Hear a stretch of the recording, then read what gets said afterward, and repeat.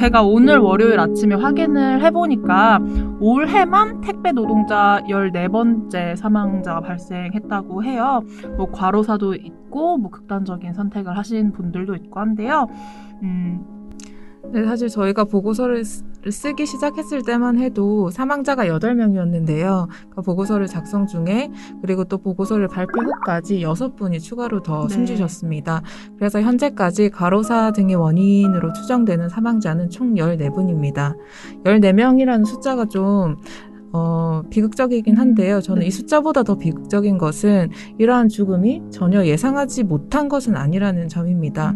코로나19로 택배 물량이 늘어나면서 택배 노동자의 과도한 업무량 그리고 열악한 노동 환경에 대한 지적은 연초부터 있어 왔거든요. 그리고 사고 제휴율, 즉 4일 이상의 요양이 필요할 정도로 다치는 비율이 한국 노동자 평균의 50배에 이른다는 택배 노조의 조사 결과도 있었습니다. 하지만 택배 노동자가 10명이 죽고 나서야 이들의 사망 소식을 전한 신문도 있었고요. 근본 대책에 무관심한 언론도 적지 않았습니다. 사망자가 14명에 이르니까 이제 언론이 조금씩 좀 보도를 내고 있는 상황이기는 합니다. 언론은 택배 노동자의 사망 사건들에 대해서 얼마나 보도를 했나요? 죽음이 반복되고 있어서 구조적인 문제가 의심되는 상황인데요. 그렇지만 대다수 신문은 택배 노동자의 사망을 외면하거나 단순히 전달하는 수준에 그쳤습니다. 그러니까 8번째 사망 노동자까지 사망 당일 기준으로 일주일간 보도를 확인했다고 말씀을 드렸었는데요. 확인 결과 첫 번째, 세 번째, 그리고 5번째 사망 사고에 대해서 언론은 한 차례도 보도를 하지 않았습니다. 그리고 7번째 사망 사고는 경향신문만 온라인으로 한 건 보도한 수준입니다. 네, 그렇습니다.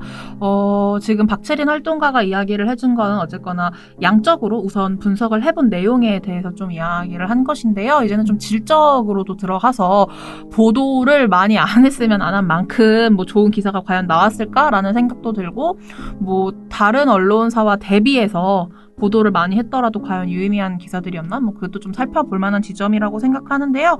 제가 우선적으로 궁금한 거는 이제 제가 앞서 표로 좀 보여드릴 거예요. 표를 좀 보여드리면 정말 조중동 경제지는 보도를 안 했더라고요. 그래서 과연 보도를 했더라도 어떤 보도를 했는지 좀 알고 싶거든요.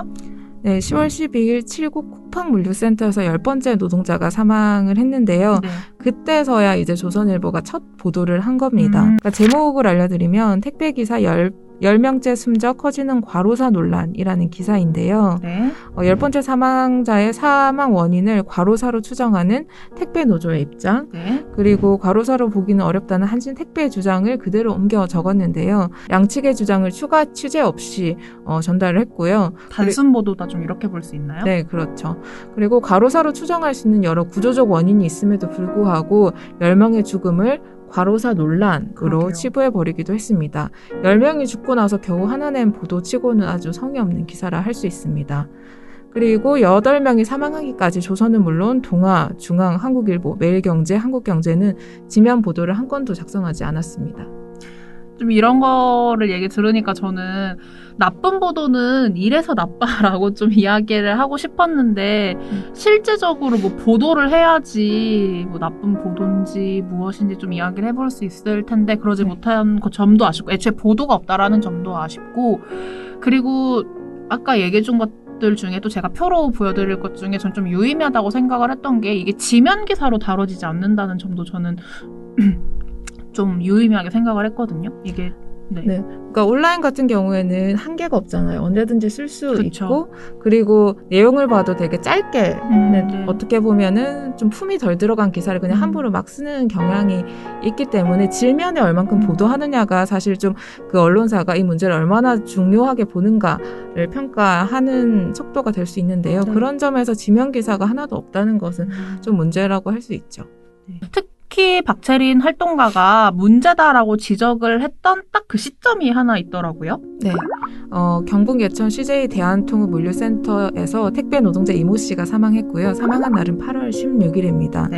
택배 노조에 따르면 이 씨는 평소 한 달에 일반계를 배달을 했고 매일 밤 10시부터 11시까지 일하는 경우가 많았다고 합니다. 생전에 늘 과로에 시달렸다는 것이죠. 그러니까 이 씨가 사망한 날을 좀 주목을 해보면요. 이날은 정보와 택배 택배업계가 지정한 택배 없는 날이었습니다. 맞아요. 택배 없는 날 노동자가 물류센터에서 사망한 것도 비극적인데 이날 사망사고를 보도한 언론사는 경향신문 온라인뿐이었습니다. 택배 없는 날 노동자 사망에 관한 보도는 없었지만 택배 없는 날 쿠팡이나 쓱 배송은 한다 등의 보도는 쏟아졌는데요. 택배 노동자의 죽음에 언론이 얼마나 무관심했는지 단적으로 보여주는 사례라고 저는 생각을 해서 이 부분을 콕 네. 집어서 지적을 했습니다. 택배 없는 날 사망을 해도 택배 노동자는 그렇게 관심을 받지 못했다라고 이야기해 볼 수 있을 것 같아요. 네, 맞습니다.